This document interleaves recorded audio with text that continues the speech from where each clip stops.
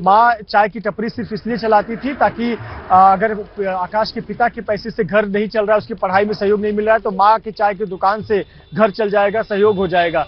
और बेटा भी इतना आज्ञाकारी को अपनी माँ के लिए प्रतिदिन घर का खाना लेकर आता था टिफिन में। कल भी उसने यही किया। लगभग 2 बजे के आसपास, पौने 2 बजे के आसपास वो घर का खाना लेकर, टिफिन लेकर पहुंचा माँ के पास और माँ को कहा कि खाना खा ले, और माँ ने कहा कि मैं आती हूँ, तू तब तक दुकान पे बैठ। इतने में ही ये वाकया हुआ, दर्दनाक हादसा हुआ, विमान क्रैश हो गया, उसकी चपेट में 15 साल का आकाश आ गया। माँ ने भरसक प्रयास किया, तस्वीरों में देखिए माँ दर दर भटक रही है। ফিরে আসি যে 11A সিটে যিনি ছিলেন তিনি বেঁচে গেছেন, অনেকে বলছেন মিরাকল। 242 জনের মধ্যে 241 জন মারা গেছেন, একজন বেঁচেছেন, মিরাকল। 11A তার সিট নাম্বার। আবার ঠিক 11Gতে এই গুজরাটের প্রাক্তন মুখ্যমন্ত্রী বিজয় রূপানি তিনি ছিলেন 11G সিটে। তাহলে এইরকম একটা রো এবং 11A উইন্ডো সিট, মানে উইন্ডো সিট হওয়ার জন্য কি আলাদা কোনো অ্যাডভান্টেজ এই ক্ষেত্রে উনি পেয়েছেন, বা এই রকম এই যে 11A এখানে কি কোনো এমার্জেন্সি ডোর ছিল, বা মানে ফ্লাইটের এই ড্রিম লাইনারের পজিশন অনুযায়ী এই রকম কোনো কিছুর জন্য কি এই মিরাকল সম্ভব হয়েছে? It's close to an emergency door, but এটা বলা মুশকিল যে পার্টিকুলারলি এই কারণের জন্যই উনি বেঁচে গেছেন। এটা এখনো তদন্ত যখন আসবেন, অফিসিয়াল স্টেটমেন্ট যখন বেরোবে, তখন জানতে পারবো যে এক্স্যাক্টলি কি হয়েছিল এয়ারক্রাফটটাতে।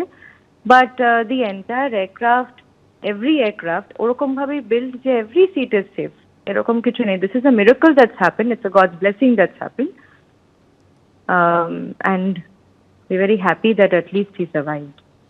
ক্যাপ্টেন ব্যানার্জি, আপনার দীর্ঘদিনের অভিজ্ঞতা পাইলট হিসেবে, তো সেই সূত্রেই আপনার কাছে জানতে চাইছি, আপনার কি মনে হয়, ছবিটা দেখে আপনার কি মনে হয়েছে, কি কারণে এই দুর্ঘটনা ঘটলো? এটা বলা খুবই মুশকিল। এটা will have to wait for the black box retrieval, এবং তার উপরে competent authorities will go through the entire data and then formulate the official statement. এটা তো বলা খুব ডিফিকাল্ট যে কিভাবে এটা আজকে হয়েছে। এমন একটা মর্মান্তিক ক্যাটাস্ট্রফিক ইভেন্ট এর ওপর স্পেকুলেশন করাটা ঠিক হবে না। ক্যাপ্টেন ব্যানার্জি, আপনি নিশ্চয়ই শুনেছেন যে ডিজিসি এর তরফ থেকে জানানো হয়েছে পাইলট শেষ মুহূর্তে মেডে কল দিয়েছিলেন, এবং সেই কল দেওয়ার পর যখন এটিসির তরফ থেকে পাইলটের সঙ্গে যোগাযোগ করার চেষ্টা করা হয়, তখন আর যোগাযোগ করা যায়নি, কারণ ততক্ষণে ফ্লাইট ভেঙে পড়েছে, তাতে বিস্ফোরণ হয়েছে।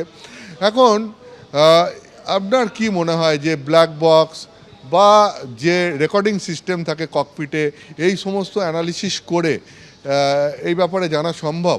আর আপনি যদি এর সঙ্গে এটাও বলেন যে মানে তদন্ত প্রক্রিয়াটা কি, এরপর কিভাবে এগোবে তদন্ত প্রক্রিয়া? Competent authorities, as I said, একবার ব্ল্যাক বক্সটা রিট্রিভ হোক, তারপরে কোনো কিছু বলা যাবে, কারণ কি ওটা রিট্রিভ না হলে কিছু বলা মুশকিল।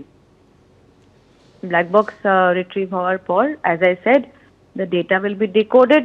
Decode হওয়ার পর the competent authorities, people যারা এই লাইনে এতগুলো বছর কাজ করে এসছে, they will formulate কি এক্স্যাক্টলি কি হয়েছিল, তারপরে আমরা বুঝতে পারবো।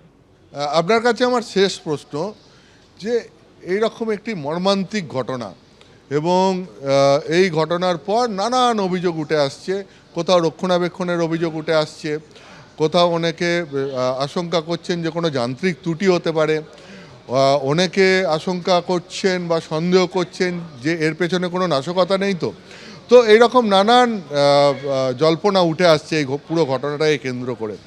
আপনার কাছে আমি যেটা জানতে চাইব যে ডিজিসিএ বা bureau of civil aviation security বা এখানে বোয়িং কোম্পানি বা এয়ার ইন্ডিয়া, এদের এই যে তদন্ত প্রক্রিয়া হবে, এখানে কার কি রোল থাকে, মূলত কারা কোন জিনিসগুলো কীভাবে খতিয়ে দেখেন? সবারই এক একটা ইন্ডিভিজুয়াল রোল আছে for whatever they have been doing for so many years. দেখুন, I am just a pilot. আমার পক্ষে তো প্রত্যেকটা অথরিটির এক্স্যাক্ট ফাংশন বলা পসিবল না, বাট আমি এটুকু বলতে পারি যে আজকে আমরা এত লোক হারিয়েছি, এত মানুষ হারিয়েছি, এবং তাদের সঙ্গে তাদের families, my heart goes out to all of them. কিন্তু আই জাস্ট হোপ যে প্রত্যেকটা অথরিটি তাদের নিজেদের এরিয়াতে 100% দেবে, and we come up with a solution and an answer very very soon. সেটা আমিও ওয়েট করছি, আমরা পুরো pilot community and the entire aviation industry has taken a shock.